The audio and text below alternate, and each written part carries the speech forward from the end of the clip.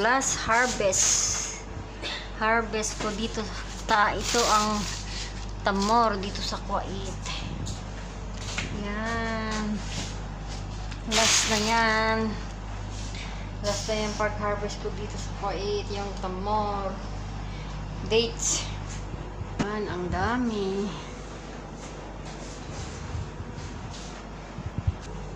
Yan, last harvest.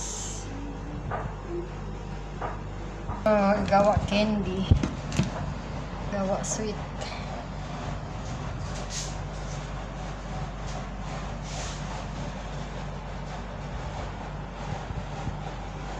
Gawin na yung candy.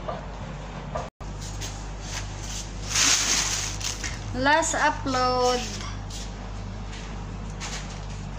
dates.